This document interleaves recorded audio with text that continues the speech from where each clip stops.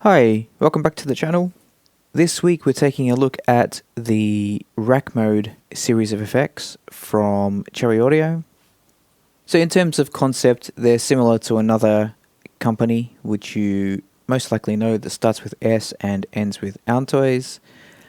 A similar concept in that there are a rack of effects, different effects this time though. There's a bit of overlap with the phaser, etc. But the focus here is on modeling the Moog, or Moog, however you want to say it, effects of the 70s and 80s.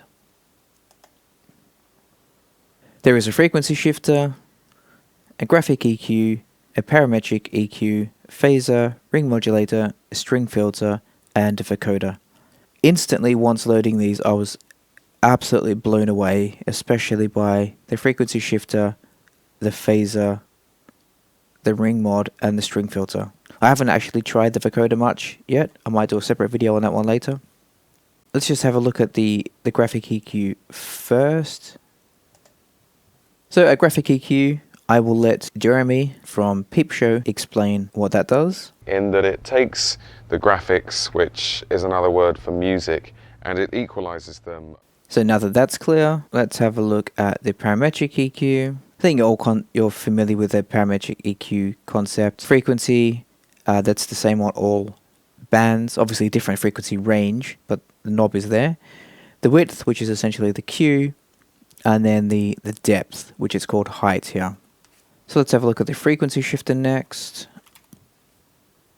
So up until now, I've been using the Bode frequency shifter from Sonic Charge, called Echo Bode. That was my go-to for wacky, metallic, trippy effects. That one was modeled after the Bode frequency shifter, as I said. Apparently that came before the Moog, and then the technology was then licensed to Moog, so that actually predates the Moog, which I thought was interesting. Let's have a listen to the frequency shifter. I've just got it on the lead line here. Actually, I'll turn the plugin off so you can hear it drive for a sec.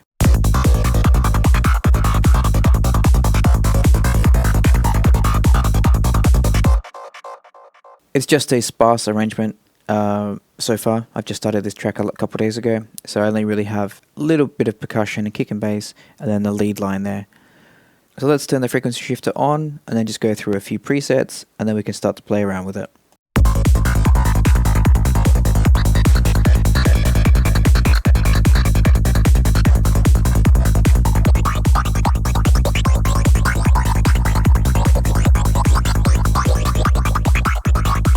I think that Have a Drink is my favourite one so far. Love that watery, drippy feeling.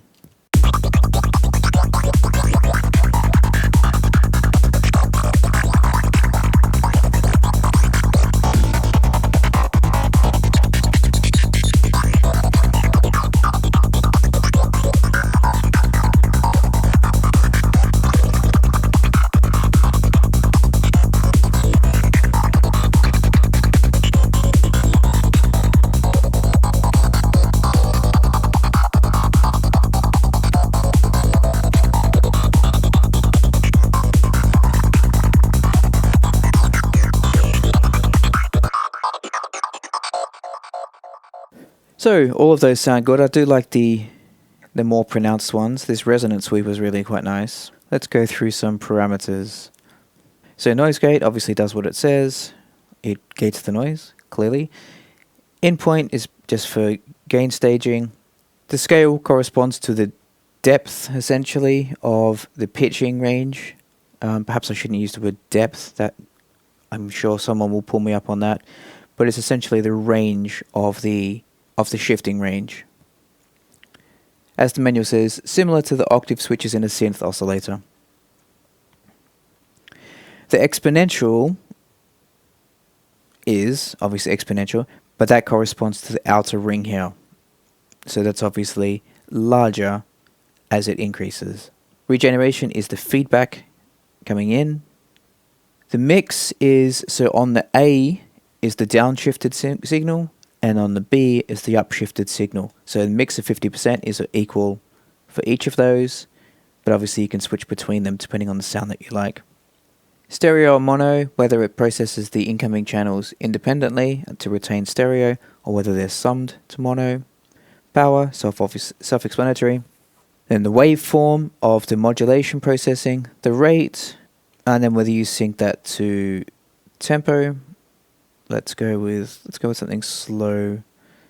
Let's go with up this way. No, this way. So let's go with 8 beats, which I presume is 2 bars. And then the amount, obviously.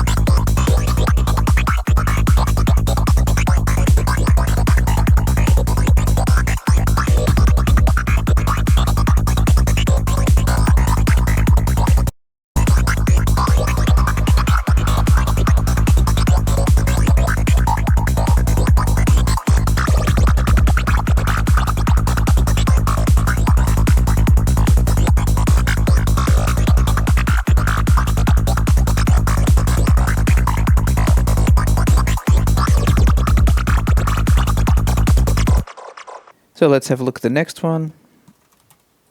Let's look at the phaser. So this one has gone straight to the top of my favorite phasers now. I think it's going to be a common theme. So the frequency shifter, I think, will replace the echo mode, which I loved, but I think this one beats it. And then the 12-stage phaser here, I think that's my new favorite. So running through the functions, so it's a 12-stage phaser. You can select the number of stages here, then the number of resonant stages, with either off or up to 12 also, a resonance dial. The mix, so chain is essentially 100% wet, so 100% of the input signal comes through, and then mix, you can determine the, mix. The chain function is a bit more subtle, and then mix is the more pronounced. Again, rate for the speed, which can be tempo synced, so let's go something like 8 beats again. Amount, which is the depths, so the sweep amount, the LFO shape, and the stereo sweep function I really like. So essentially it applies an offset for the left and right channels, so you have the disparity between the left and right to get a lot more of a pronounced stereo image. Then we have fast and slow speed. So fast, it corresponds to the rate that you've selected here, or slow, it actually divides that rate by 1/16. And in the manual it points out that don't be confused into thinking that it time syncs it to 1/16th. No, it's a mathematical formula, 1/16th of the rate. So then for the output routing, you can select between A, B, or AB. A corresponds to just the notches, B corresponds to the peaks, or AB, you can have both of those. And then gain, obviously, for gain staging. Let's have a listen.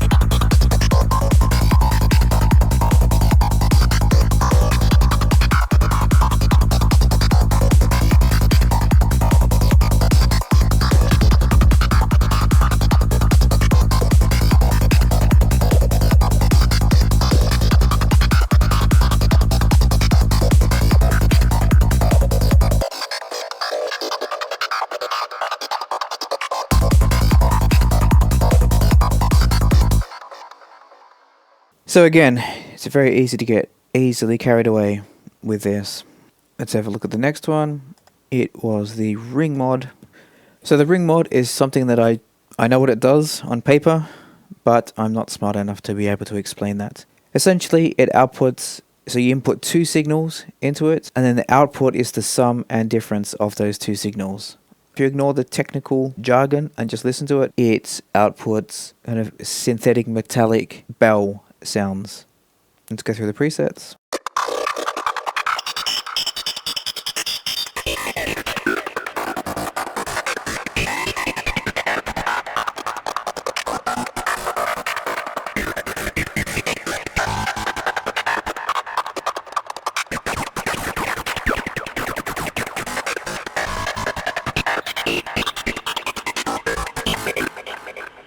It might actually be better to do this on a percussive sound, I think.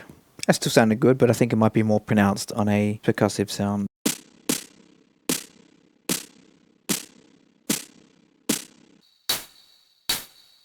Just for context, this is the original, so the plugin is off now. Just a ordinary snare, and with the plugin enabled.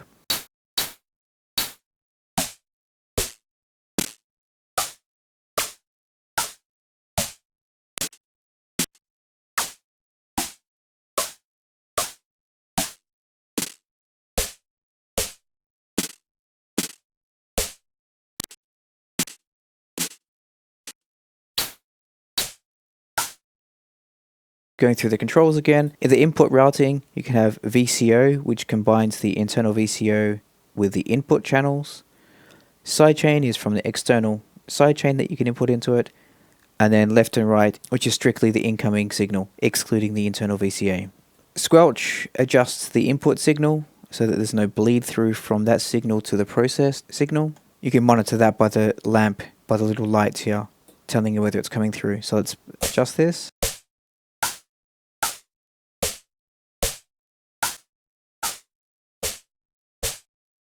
So fully clockwise, you can see that there's nothing coming through. Whereas anti-clockwise, it is fully coming through. And the frequency mod, you have the waveforms, polarity of those waveforms, and then the speed. Again, it can be tempo synced. Same range, so 8 beats. So this section here is for the frequency modulation, and then over here is the VCO.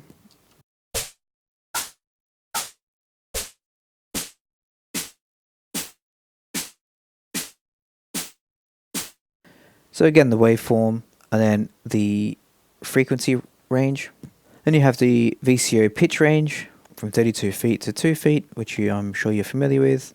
And then keyboard tracking for the pitch of the VCO, range, high and low, and then the fine tuning of the VCO. And then the frequency mods, that's the depth of the modulation. So when it's at the center position, there is no modulation. So counterclockwise, there is negative modulation. And then clockwise is positive modulation. Let's see what wacky effects we can get out of this now.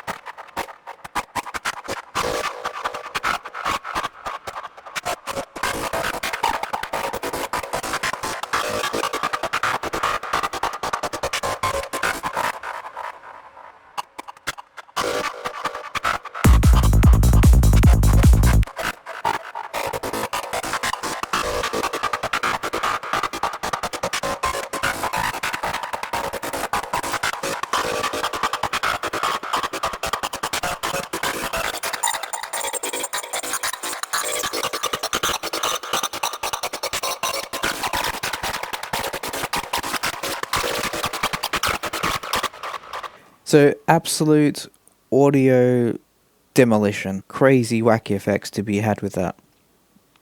Let's go look at the next one. So then we have the string filter, which was a new concept. Well, to me anyway. It's obviously not new. It's 40 years old. But to me it was new. This one has 36 bandpass filters that mimic the resonances of stringed instruments. The purpose being that you can run a simple waveform through it, and it will emulate, or I should say, become more string-like. However, strings don't really do strings on this channel. Instead, we tend to focus on some more of the out-there sounds, shall we say. Nevertheless, this does provide some very interesting responses to FM leads or anything you put through it actually. Left to right we have the input, gain staging obviously, frequency, adds an offset for the frequencies of the 36 filters. Then we have a resonance offset for those same filters. Then we have the filter frequency themselves. So we have low, mid, and high. So it must mean we have 9 filters in each of these. So 9 by 4 is 36. Then we have the AM sweep, which is the amplitude modulation, obviously. So that results in a tremolo. And then the FM sweep, which is for the frequency. And over to the right, we have just the, obviously, mono and stereo, and then the power. As per the previous ones, let's go through the presets.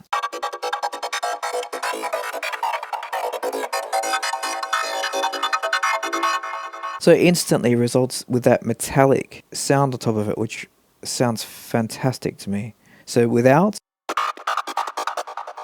let's use this one actually. So without, and in.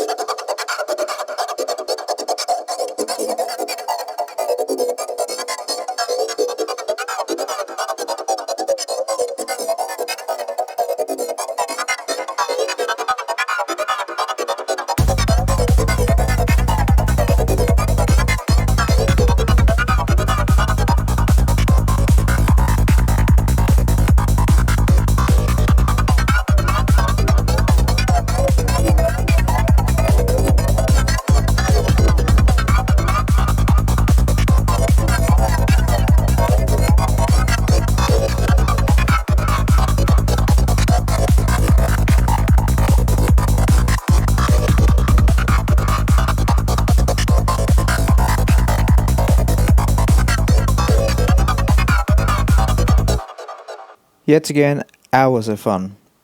So what I love about this, it clearly wasn't designed for this purpose, but by abusing it, you come up with some absolutely crazy effects and sounds.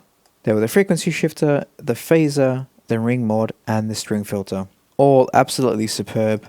And then you have the other ones which are just icing on the cake. So that's the graphic EQ, the parametric EQ. So yeah, highly recommended. Very, very analog sounding, liquidy, luscious plugins. I would highly recommend them all. Thanks for watching, and I'll see you next time. Thanks. Bye.